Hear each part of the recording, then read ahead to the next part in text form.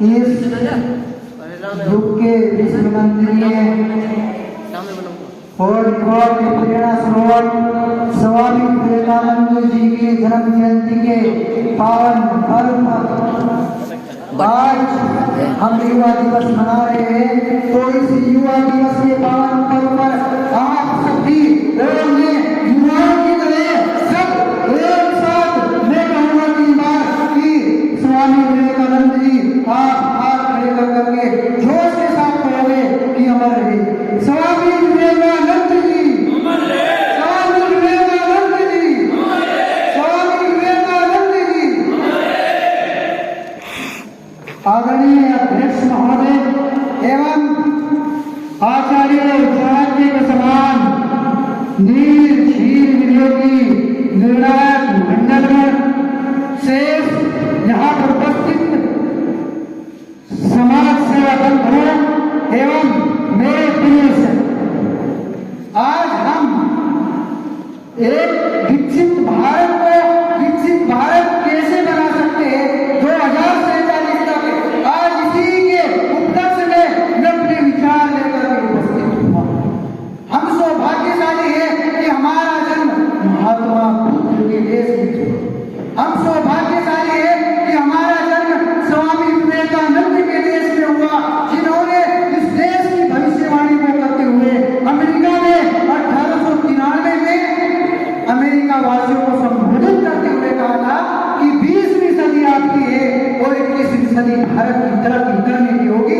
आज हम निमित्त है कि हम उनकी भविष्यवाणी को निमित्त कर रहे हैं और भारत विश्व में सबसे शक्तिशाली युवा देश है। और जब शक्तिशाली युवाओं की बात करते हैं तो वहां पर हम देखते हैं कि 65% युवाओं के साथ ही भारत के अंदर इतने युवा हैं कि संपूर्ण विश्व में नहीं है। और कहा भी क्या है कि पृथ्वी से ऊपर या फिर पृथ्वी पर अगर कोई भी शक्तिशाली है तो वही युवा है जो कि पूर्ण विश्व को बदल सकता है।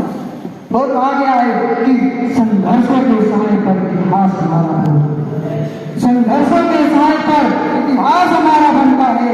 जिस ओर जमाना चढ़ती है उस ओर जमाना चलता है, उस ओर जमाना चलता है। और अगर मैं विश्व की बात करूं तो हम जिस प्रकार से भारत की रूपरेखा को बदलते हुए देख रहे हैं तो हम डंके की चोट पर कह सकते हैं कि वर्ष 2047 तक भारत एक विकसित राष्ट्र के रूप में निकल कर आएगा। इसका मतलब ये नहीं कि भारत का प्रत्येक युवा साक्षर होगा, भारत में स्वास्थ्य सेवाएं उपलब्ध होगी, भारत के अंदर प्रत्येक व्यक्ति पर रोजगार होगा। इसका मतलब ये है कि हमें भारत के प्रत्येक व्यक्ति के जीवन स्तर को मजबूत करने के लिए हमें सामाजिक सुरक्षा की गारंटी प्रदान करनी होगी। हमें सामाजिक बुराइयों को जड़ से समाप्त करना होगा। हमें हत्या, बलात्कार और भ्रष्टाचार पर निरंकुशता के साथ हमें उस पर अंकुश लगाना होगा। हमें लोकतांत्रिक शासन व्यवस्था को मजबूत करना होगा। हमें प्रत्येक व्यक्ति के चरित्र को चरित्रवान बनाने के लिए प्रयत्न करना होगा। और किसी देश को विकसित बनाने के लिए उसके लिए उद्योग व्यवस्था की बात जब हम करते हैं तो वहीं पर हमारे सामने संपूर्ण विश्व के जब हम देखते हैं तो 38 देशों का समूह विकसित जो देश है उनके सामने अगर हम भारत को रखें तो उसके लिए हमें आने वाले 30 वर्षों में लगातार मेहनत करते हुए अपने तन, मन और धन के साथ इस देश को प्रति व्यक्ति आय को 5 से बढ़ाकर के 8-9 गुना करना होगा। इस देश की जीडीपी का जान और विभिन्न संसाधनों को 0.6% है, 2% देना होगा। और युवा शक्ति, नारी शक्ति को कुटीर उद्योग, व्यापार और लघु उद्योग व्यापार को स्थापित करते हुए युवाओं को रोजगार देने का कार्य करना होगा, जिससे इस देश के अंदर रोजगार की सुविधा स्थापित हो सके। अध्यक्ष महोदय, मैं आपको बता देना चाहता हूँ कि इस प्रकार से अगर मैं आपको थोड़ा समय पहले लेकर जाऊं तो मुझे याद आता है कि कोरोना महामारी के समय जब संपूर्ण विश्व को हमारे देश भारत ने सैकड़ों देशों को फ्री में वैक्सीन को मुहैया कराया था।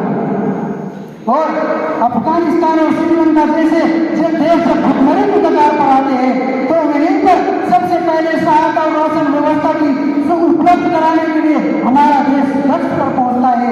और अगर मैं यूक्रेन और रूस युद्ध की बात करूं तो वहां पर भी हमारी विरोधी विचारधारा रखने वाले पाकिस्तान के देश को, पाकिस्तान के व्यक्ति को भी तिरंगे झंडे के नीचे लाकर भारत ने शरण दी।